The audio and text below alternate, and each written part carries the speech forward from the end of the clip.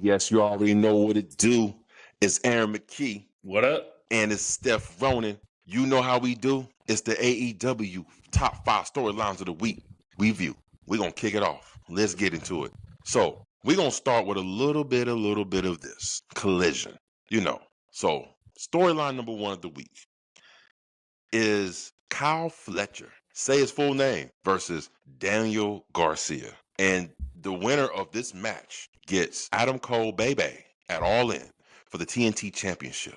I think you and I both know because we called it weeks ago. Stamp it, book it. It's Kyle Fletcher, baby. It was Kyle Fletcher. And Kyle Fletcher shows you why every single time. Why he is one of the most underrated pro wrestlers in the game today. I'm saying it right now. Yeah. Kyle Fletcher is so underrated, it's not even funny. The IWC loving him, though, bro. People, I've yet to hear one bad thing about Kyle Fletcher, bro. Honestly. I've yet to see it. Okay, so what I mean by that is they either love him or don't even know about him. Yeah. Don't even know about him. You know what I'm saying? So Kyle Fletcher versus Daniel Garcia. The story that told us out of the ring was impeccable. But the thing that got me the most out of this match was Daniel Garcia. When he pinned Daniel Garcia and he was looking dead at fucking Adam Cole. Yeah. It wasn't just me. When I was paying attention to this whole match, it looked like Adam Cole was worried. It looked like Adam Cole wasn't rooting for Daniel Garcia because he liked Daniel Garcia. He was rooting for Daniel Garcia because he didn't want to face Kyle Fletcher. Yeah. That's what it looked like to me. Yeah. He was like, come on, Danny. I've already beat you. Bro. How about Daniel Garcia's the worst thing a wrestler can ever say? What'd he say? Something like, everyone's been beating me recently. I was like, bro. I was like, that is the dumbest thing to say everyone's been beating me. So you don't deserve this match with Kyle Fletcher for the number 1 contender, bro? Like, look, you weren't the only one, because I guarantee you, I even heard it, because when he said that, I was like, wait, man, what? Yeah. And then the crowd didn't even react, because they was like scratching their heads. Yeah, it was like, why would you say that, bro? Like, and then when Danny Garcia went to go do his thing in the match and Kyle Fletcher just kicked that motherfucker, thank God, bro. Thank God. Kicked him. Thank God. Kicked us. Daniel Garcia back of the motherfucking line, Daniel Garcia. You back there. You at the back of the bus now, bro. You got to work your way to the top again. They need to repackage him. They need to repackage him, bro. I really feel like he's growing really stale. Yeah. Whatever his thing is, his persona is, it's not getting over. Matter of fact, he's losing his crowd reaction. Even when he comes out and do the little thing, people ain't really popping like that no more, bro. I think it's the Hulk Hogan colors, bro. That's it. That's why he put on the all red now. You know what I'm saying? He put on the all red. Hulk Hogan yellow, bro. But most definitely, Kyle Fletcher, Daniel Garcia. Kyle Fletcher get the win. He looks at Adam Cole the whole time getting the 1, 2, 3. What this looked like? It wasn't a look like, oh man, I can't wait to meet you. It's like, you got my belt. Yeah. I can't wait to beat you just so I can get my belt. Because you know that's what's going to happen. And I'm promising you like this. Tony Khan, I'm going to tell you something, Tony Khan. If you don't have Kyle Fletcher to go over Adam Cole at All In, we're going to jump on the pod on Thursday. And I'm calling for a refund. I'm calling for a refund. I'm going to get my $50 back from All In pay-per-view. Let me ask you this, bro. On Dynamite, we have Takeshita come out, and then Kyle Fletcher comes out with Don Callis, bro. Right. The tables have turned, bro. Takeshita ain't Don Callis' main guy no more, bro. It's Kyle motherfucking Fletcher, bro. Would I be wrong in saying if Takeshita is a face, he will be the number 2 face behind Will Ospreay in the company? If he goes face? Well, besides Hangman. Yeah, I would say 3. Shit. You gotta think of Hangman in there. You're right. And you gotta say Swerve. So maybe he's like 4 or 5. 4 or 5. Top 5. Yeah. He'd be in top 5 face in the company. If he goes against the Don Callis family, it could project him higher than. And then guess what I want to see? I want to see that TNT belt on the line. Kyle Fletcher versus Takeshita at whatever the next pay-per-view is. All Out. We'll call it All Out. Is that the one that immediately follows All In? Yep. All Out. That's what I want to see, bro. Takeshita is the baby. Kyle Fletcher is the ultimate heel. Don Callis family over here. Let's make it happen, Tony Khan. Call us. I'll work for you, Tony Khan. I'll work for you. Hey, shit, you and I both. Let's go, man. Shit, we can get a job. Yeah. Professional wrestling. Come on. But yeah, that's the number 1 storyline of the week. Number 2 storyline of the week. It was hard for me to pick. because every time I see him, because of Aaron, nobody else can claim the fame to this guy except for Aaron, because nobody else was like, oh man, he's something else. Aaron was the first dude who was like, yo, I like him. It was between Nick Wayne, Kevin Knight, and Shelton Benjamin, the three-way match. But what a match, bro.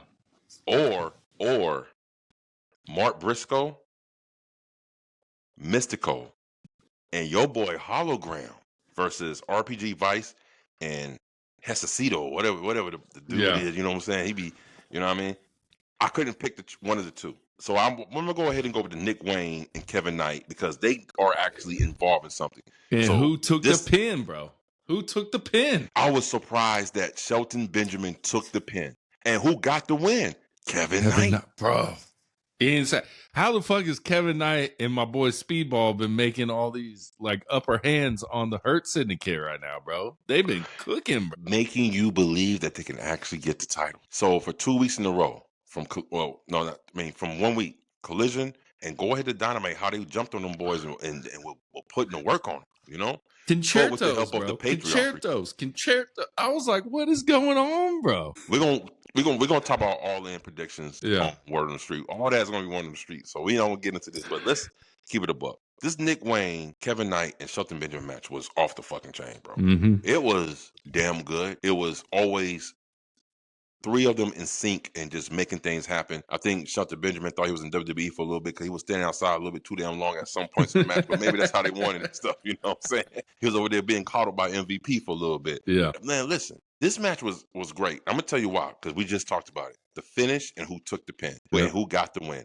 I wasn't expecting that. If I would have put some money on DraftKings, I would have lost that shit. I would have lost every penny, bro.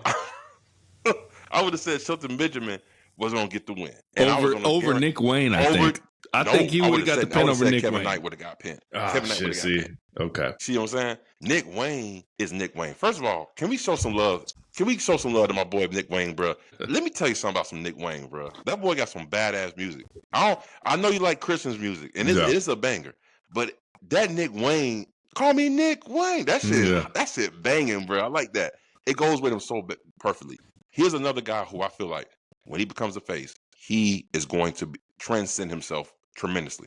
Against Christian, I can see that feud going crazy. Nick Wayne versus Christian. You're not my real father. You know what I'm saying? This is that. Yeah. Nick Wayne giving him the business. I cannot wait for that to happen, but I can tell that's happening down the line. Not right now. So this match was the match within itself had a storyline within itself. It was good, much more than that. It was good. I look forward, and we talked about it. We were like, they're gonna add Christian and Nick Wayne to All In, and that's exactly what happened, bro. We're getting a triple threat tag team match for the tag team championships, bro. Is this where Hurt Syndicate falls, bro? That's the question. Well, if this is not where Hurt Syndicate falls in a triple threat tag team match, how is where they fall? Because again, because they don't have to eat the pin. They don't have to eat the pin. Yeah, and that's my point. So where else would they fall if they don't have to eat the pin? Yeah. So what a safer way for them to lose without looking weak? Yep, for sure, bro. Hands down. This was good. Great match. Let me see here. Number 3 storyline of the week: Mercedes Monet, Tony Storm, Dynamite, bro. Promo, crazy work. You look like a spray tan in a motherfucking rainstorm, bro. Bro, that can give me any wrestler. I'm not talking about just female. Any wrestler who is at the moment better on the mic than Tony Storm, bro. Just John Cena, bro. Just John Cena. And you know what? I'm not going to say John Cena because Tony Storm comes with something new and fresh all the time, bro. Yeah. She's fresh with it. John Cena is a GOAT on the mic, but I'm talking about right now who's killing it, like who's been doing it for like from here on out, from back in the day, like 2 years ago. Ever since she started becoming timeless Tony Storm. Who's been doing it better than her? She's been crushing. She is what the WWE right now is salivating. They are salivating to get their hands on Tony Storm. They will love. I guarantee you this. Everybody talking about some, Mariah May, a.k.a. Blake Monroe, she's going to NXT, you know what I'm saying? But I guarantee you like this. If Tony Storm was a free agent and they WWE signed her, she would be on Raw. Straight to the main roster. Straight to the main roster, bro. Yeah. They would not waste her time in NXT. Yeah. Man, Tony Storm, that promo was crazy, bro. And I don't, let's not take all the credit to Tony because Mercedes Monet has some zingers in there too. That was the best promo I've seen from Mercedes Monet. Okay. Yeah. She handled her business. She didn't look weak, I don't think, really, in the talking back and forth. So this was good. This was great face to face. What a way to sell the match before All In.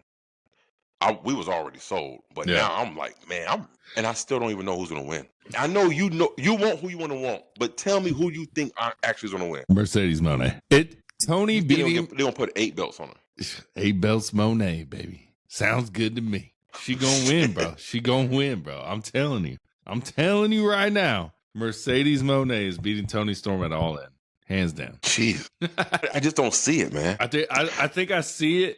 And then something like Mercedes either has to relinquish the TBS title or something like that, or maybe then at All Out, Tony beats her and gets her belt back or something like that. I don't know, bro. But who stood tall after this promo? Toni Storm did. And we all know what that means in wrestling, bro. We know what that means in wrestling. We know what that means in WWE. Yeah. But in AEW, we don't know what the hell that shit means. Yeah. They so all over the place. We don't know. There ain't no structure to it. We don't know. That's like Hurt Syndicate being down. I was like, oh, shit, they're going to win now because they got their ass beat. But we'll see tonight because Kevin Knight and Speedball and motherfucking the Patriarchy on opposite ends of an 8-man tag match tonight on Collision Thursday night. Yeah. So we'll see, bro. Collision is on tonight. Okay. Yeah. That's right. We got Thursday, Friday. There's no way I can watch All In Saturday morning, so I'm gonna just turn my phone off at like 3. You know, just not get on any social. Go to Saturday Night Main Event. Wake up Sunday morning. Turn on motherfucking All In. Watch that. And then we go to Evolution. That's the only reason, because I don't want to start All In and not finish it. You know what I'm saying? Because that shit ain't going to end until fucking Saturday Night Main Event starts, you know? Yeah, I might have to wait till I get home on Saturday to watch All In, bro. Yeah, I might try and watch it Saturday night, but that's 5 hours, maybe half and half, you know? Maybe a little 2.5 over here, 2.5 over there, you know what I'm saying? Shit. And I finish it on Sunday after Evolution. Yeah. After Evolution. It just, the only thing is, since we're going to Saturday Night Main Event, we got to be careful because we don't want to, we might bump into some people who already start talking about the spoilers on all. I'll punch him square in the face. Hey, bro, I don't want to fight nobody, bro, because if you get in the fight, you say one thing about All In to me, you getting punched in the face. Man, well, then we punch me in the face too. Yeah. I'm getting in it with you. I hear Hangman Page. I'm swinging, bro. I'm gonna be hot. Man. But they spoil any kind of And the thing is, I hope everybody around us is pure WWE fans and don't talk about nothing AEW. Mm-hmm. That's what I'm only hoping, bro. Yeah. But man, so the promo? What'd you think about? What'd you give the promo? A scale of 1 to 10. What do you think? 8.5. 8.5. I give it 8.5 too. From both of them, they both delivered on that promo. I give it an 8.5. Would you dare say that? Okay, let me ask you this: how would you rate them building a feud up to All In, and for that to be the go home promo? What would you rate how everything went? I would say, man, just because Tony and Mariah May was such a good build, it's hard to like top that. For a women's build, man, Mariah May and Toni Storm has been like number one to me. Like their build was so good. But this is going to be up there. I think the crowd's going to be ecstatic, you know. So we'll see how it shapes up when Mercedes Monet wins, you know. Okay. So man, this is. I had a hard time putting these storylines because we only picked 5. Yeah. I already know my 5th one is match of the week for AEW. So I'm on number 3. I need 2 more, and I just couldn't make a decision because it was really a toss up between Ricochet versus Blake Christian, which was the match I never knew that I needed to see. Mm-hmm. But I'm not surprised they can do stuff. But I'm gonna go ahead and go with the Takeshita, Kyle Fletcher versus Brody King and Bandino match. Fire match, bro. Oh man. Jesus, bro. You had Brody King doing a suicide dive, bro. This motherfucker doing suicide dives, bro. Suicide dives, all types of things, man. Yeah. Brody King.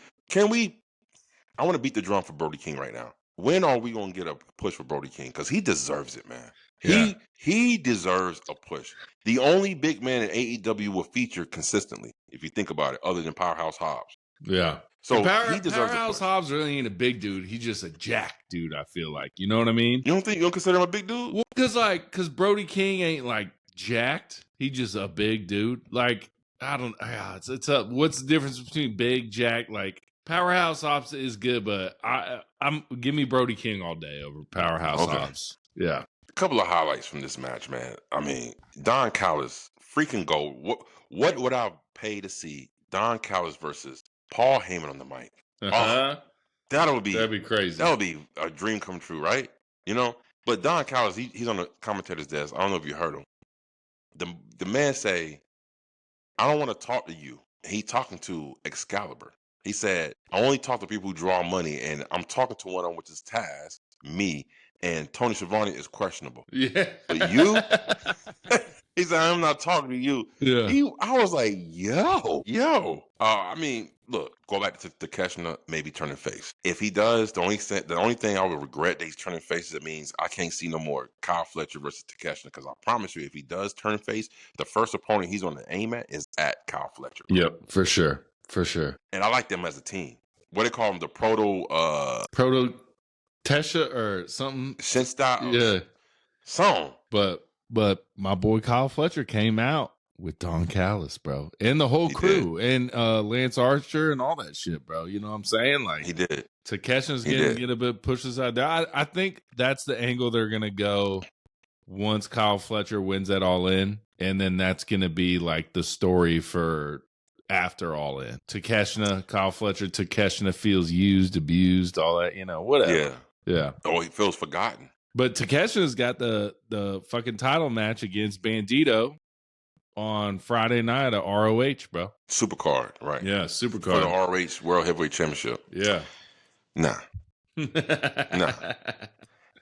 Right now, ROH to me is about as relevant as NXT. Yeah. And I dare say NXT is a little bit more relevant. A little bit more relevant, yeah. I would say ROH is like TNA to us. Like, yeah. Like we kind of really hear whispers, but we really don't know what's going down. Really don't know, man. Yeah. And that's the same, because I love AEW. Yeah. And I know they got some great matches on ROH, because I've seen a couple of them, but I don't have the time, bro. We don't have time. We have 4 shows to watch a week, you know what I'm saying? But I'll tell you who did have some damn time. Let's go into my number 4 storyline of the week.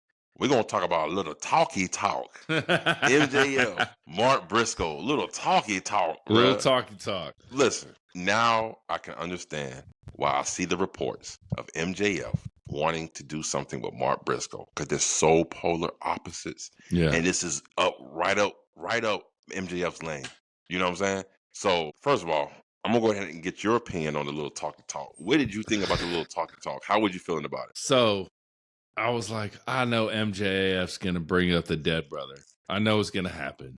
And I was just like, I just feel like it's a drum they've beat too many times. And then MJF kind of was like, if your brother was here, he would be like, I wish I was the one that wasn't dead. I was like, God damn, bro. But like, to me, in my opinion, it felt like one of MJF's worst promos I've ever heard. Whoa, really? Yeah. I just wasn't a fan, because I was like, he's going to bring up the dead brother. I know he's going to do that. And like, it was just very, very, and like MJF kind of seemed like he didn't want to do it. You know what I'm saying? I mean, he even shouted out how much he respected the brother. And it just didn't seem like MJF was fully committed to the promo like he always is, in my opinion. I think, first of all, I enjoyed the promo, like the whole shit, because I knew where it was going, but I didn't know it was going to go that alley. And I like it on a couple of levels. I like it because Mark Briscoe tried to cut off MJF a couple of times. Like, what you going to do? What you going to say? You going to say this and like this? And you're going to bring on my brother, da-da-da. And that's when MJF flipped the script, like, no, I would not bring back your brother. He's this, he's that. You know what I'm saying? You said, he should have wanted to be that guy, right? Yeah. But I like this promo because for the first time in a long time, and I think you've already been 2 steps ahead of me when it comes to this guy. You've always been singing the praise of Mark Briscoe, which is, deserved, because he's great in the ring. But, man, this is the first time I actually was locked in with Mark Briscoe on the mic. I said, you know what? I like this guy. and it's because Mark Briscoe, the energy that he brings and like the look that he has, you can't duplicate that shit. That's them. Mm-hmm. And a lot of people don't even know, because they spent their whole career in ROH. This is one of the greatest tag teams of all time. Them boys, the Briscoe brothers. Okay? Let's not get it twisted. But MJF did MJF things. But the thing that I feel like will put MJF over the top, because remember before the talkie talk happened, there was backstage in their locker room with the Hurt Syndicate. And the Hurt Syndicate saying, man, we got some business to take care of. You handle your business. We're going to handle this business. And he looked worried. He looked like, I ain't got my boys. You're not going to be out wingside with me? Like, you're not going to do anything? You know what I'm saying? And that's the cowardly MJF. So he's playing the cowardly heel, and I don't like that because I feel like MJF has enough about him to where he don't have to be a cowardly heel. He could be a vicious heel. He could be something like a Kyle Fletcher and back up his talk with actions. But he chooses to go the cowardly route. You know what I'm saying? Yeah. You feel me on that? Like, what do you think about that? But like, I think, man, MJF's got to win the battle Casino Royale, right? He's got to, right? He's got to. We don't even know who all's going to be in it. Because I know. We just know him, Briscoe, and Mystico. That's it. That's all we know. That's who's going to start it. Yeah. But we don't know who's all going to come in. So we can have a plethora of people. And MJF promised the third person ain't coming out, bro. He said, I'm finishing it right then and there, bro. With the help of who? The Hurt Syndicate? Yeah. We heard people. My boy MJF was getting beat up after this promo, would not let go of this goddamn stick, bro. His walker, bro. They kept hitting him, and he was like, I'm hanging on to this motherfucking stick, bro. Yeah, him against the barricade. He still held that motherfucker. He said, I'm not letting go of this cane, man. Yeah. But yeah, that was the fourth storyline of the week. But I'm looking forward to MJF, Mark Briscoe, to start off the match at the Casino Battle Royal and all that. It's going to be a phenomenal thing. Fifth storyline of the week. And to me, which was the match of the week. Can you guess it? I'm going to guess the main event for Dynamite. That was mine, bro. The main event was... It was the Young Bucks, Mox, motherfucking... what's his name? Will Ospreay. Claudio, Will Ospreay. Swerve comes in, wrecking cars, fucking flipping limos, all that shit. That was my match of the week. That shit was a banger, bro. That was a banger. But this match was so good. I'm going to say my match of the week. I watched it 2 times, bro. I had to because I love the dynamic of it. And this is why I wanted them to be in the feud. Fifth storyline of the week for me. Match of the week for me. FTR versus the Outrunners. Fuck what yeah, a fucking that classic. Was, bro. That was match of the week. Shit, bro. Yep, that was. What a classic, man. I was like, they could have saved that for All In, bro. Yeah, what? Yeah. That should have been an All-In match. Yeah. That match, let me tell you something. The Outrunners showed me something. They showed me that not only can we be comedic, but we can be serious and we can get down with the get down. They almost beat FTR.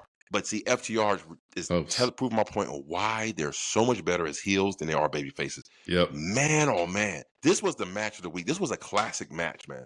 Like, we want to talk about tag team wrestling clinic? Watch that match. Watch Outrunners versus FTR.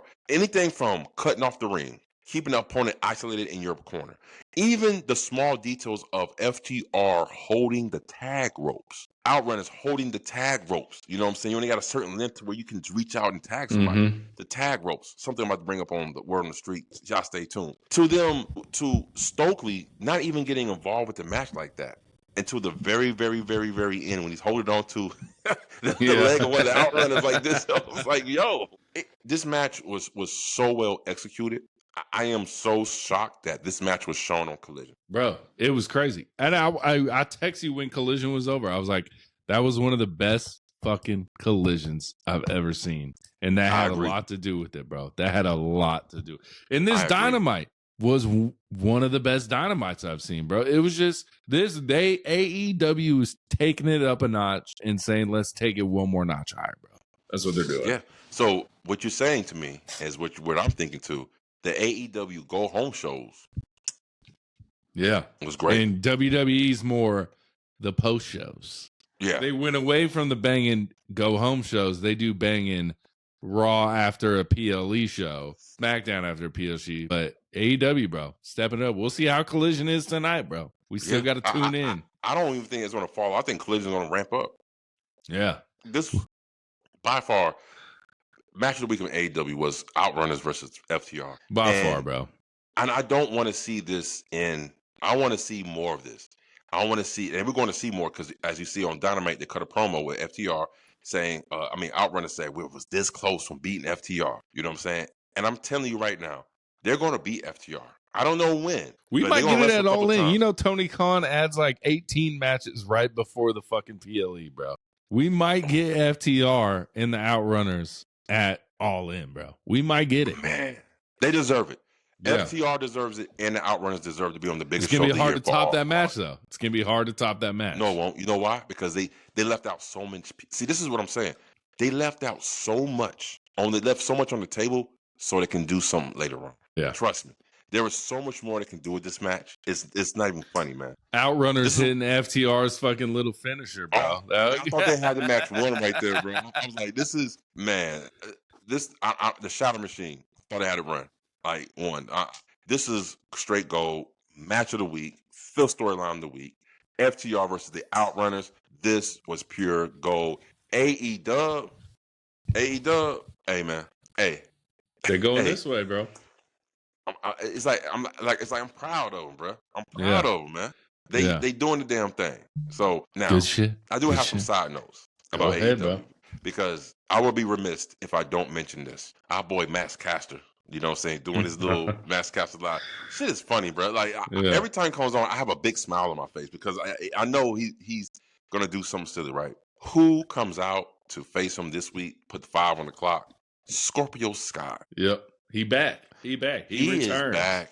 I mean, he hasn't been on AEW TV for almost a year, bro. I'm like, yo.